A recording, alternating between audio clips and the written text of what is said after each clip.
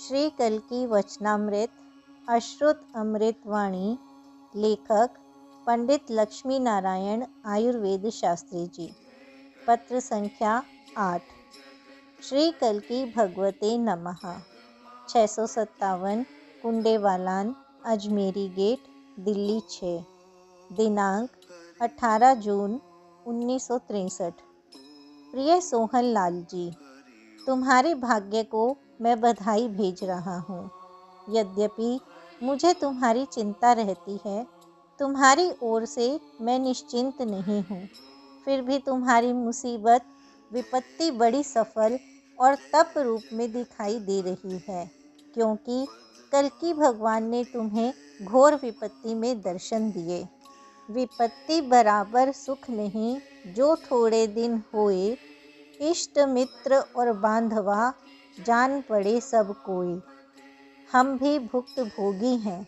हमारी बात पर सनातन धर्मियों को विश्वास नहीं हो रहा और हमसे किसी का उद्धार नहीं हो रहा। इतना सरल हृदय रखते हुए भी ये क्या कम विपत्ति और बेइज्जती की बात है। शायद आपने पढ़ा हो, कल्याण गीता प्रेस गोरखपुर उत्तर प्रदेश से प्रकाशित होने वाला मासिक आज भी निकलता है। अखबार ने हम जैसों को भ्रांति युक्त अथवा निहित स्वार्थ वाला बताया है। आपको जो भगवान सुख दे रहे हैं वे ठीक ऐसे हैं जैसे कांटों में गुलाब का फूल। शायद ऐसे ही सुखों को देखकर कुंती ने भगवान से यह वर मांगा हो कि हम पर तो हमेशा मुसीबत ही पड़ती रहे। खैर, अब मैं आपको यह पत्र एक सुनार की हैसियत से नहीं, एक कल्कि भगवान के गण की हैसियत से लिख रहा हूँ। धनाभ्यास, देहाभ्यास और जाति का अभ्यास 3 बड़े विघ्न होते हैं। मैं तुम्हें इनसे ऊपर उठा हुआ देखना चाहता हूँ। अब भाई साहब, मैं अपने दिल का दुख आपसे कह सकता हूँ। जितनी भी जातियाँ हैं उनके सामने कोई ध्येय नहीं है।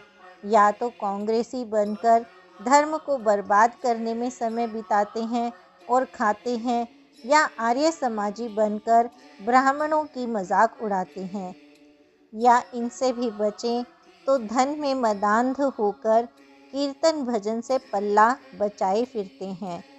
रामायण की एक चौपाई है कि भजहु न राम ही सो फल लेहु। सृष्टि में उथल पुथल मचनी है। हमें आपको तटस्थ होकर कल्कि भगवान के चरणों में ही मन को लगाना है। आपसे पूछकर कोई अपने जीवन का ध्येय बनाएगा, न मुझसे पूछकर। शेष क्या लिखूं? अब तो स्वयं भगवान ने ही आपका हाथ पकड़ा है। आशा करता हूँ कल्कि भगवान और कल्कि मंडल की आबरू और शान का ध्यान रखते हुए, समस्त वादों से पृथक रहते हुए, हमेशा के वफादारी का हलफ लेकर कल्कि भगवान के काम में जुट जाएंगे। मनोकांत जी की, पांडे जी की और मेरी जय श्री कल्कि भगवान की। और यह पत्र हम किसी को न दिखा पाए, न सुना पाए। मंत्री जी का प्यार और जय श्री कल्कि भगवान की। और गुरु जी को आपके अनुभव से बड़ी प्रसन्नता हुई है। कुछ घड़ियों के लिए ये अपार मुसीबत भूल ही गए जिससे आपको यह पत्र लिख रहे हैं।